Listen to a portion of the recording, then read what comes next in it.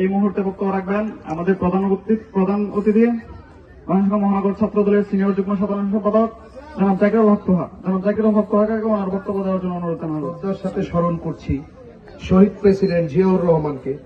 আরো শ্রদ্ধার সাথে স্মরণ করছি আমাদের তিনবারের সাবেক প্রধানমন্ত্রী, আপোষহীন নেত্রী, যিনি খুব সদ্য মৃত্যুবরণ করেছেন। আপনারা সকলেই তার জন্য দোয়া করবেন। আপনাদের কাছে এই আবেদন রইল আমার, যেন আল্লাহ তাআলা উনাকে জান্নাতের উচ্চ মাকাম দান করে। 266তম হুম গুটি খেলা উপলক্ষে নাইট ক্রিকেট টুর্নামেন্টে আয়োজন করেছে আমাদের ছোট ভাইরা।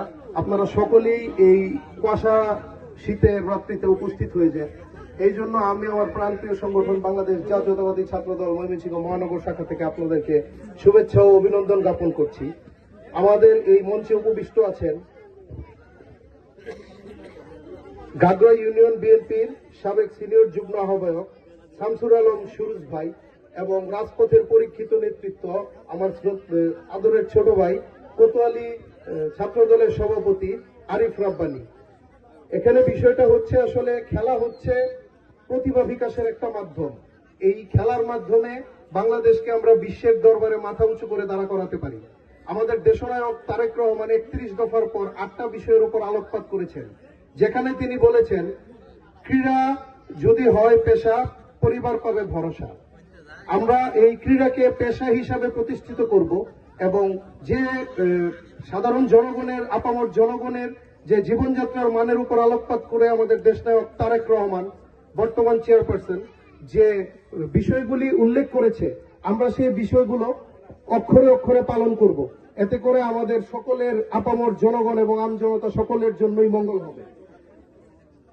আমি আরো বলতে চাই যে মাদকের চেয়ে মাঠের ছেলে ভালো। ক্রীড়াই শক্তি, ক্রীড়াই বল, মাদক ছেড়ে মাঠে চল। সকলেই এই খেলাধুলার আয়োজন করেছো, এজন্য তোমাদের সকলকে ধন্যবাদ। আর আরেকটা বিষয় হচ্ছে, আসন্ন 12ই ফেব্রুয়ারি ত্রয়োদশ জাতীয় সংসদ নির্বাচন দরজায় করানো হচ্ছে। এখানে বিভিন্ন সংগঠন গুপ্তভাবে এত বছর তাদের রাজনৈতিক কার্যক্রম পরিচালনা করেছে। এখন তারা বিভিন্নভাবে ধর্মকে অপব্যাখ্যা করে মানুষের দ্বারে দ্বারে গিয়ে ভোটের প্রার্থনা করছে। তাদের নাই কোনো সাংগঠনিক দম্ভ, নাই কোনো গ্রহণযোগ্যতা এবং নাই কোনো অবস্থান যে সে যে জান্নাত দিতে পারে। আপনারাই বলেন, আল্লাহ ছাড়া কি কেউ জানে যে কে জান্নাতে যাবে, কে জাহান্নামে যাবে? সুতরাং এসব ভ্রান্ত ধারণা আমরা লিপ্ত হব না। আমরা আগামী জাতীয় সংসদ নির্বাচনে ময়মনসিংহ সদর 4 আসনে ধানের শীষকে বিজয়ী করব।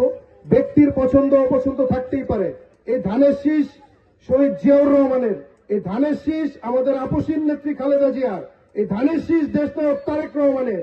সকলে ঐক্যবদ্ধ হন এবং ধানের শীষকে বিজয়ী করে তারপর আমরা ঘরে ফিরব এবং এই স্বাধীনতা বিরোধী শক্তি এবং অপশক্তিকে রুখে দিয়ে আমরা সকলকে দেখিয়ে দিব এবং সারা বিশ্বের দরবারে আমরা রেকর্ড করে এবার বিএনপির নেতৃত্বাধীন সরকার গঠন করব ইনশাআল্লাহ।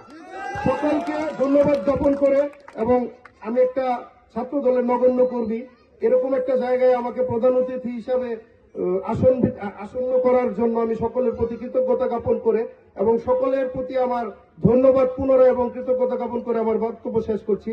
বাংলাদেশ জিন্দাবাদ, বাংলাদেশ জাতীয়তাবাদী ছাত্র দল জিন্দাবাদ।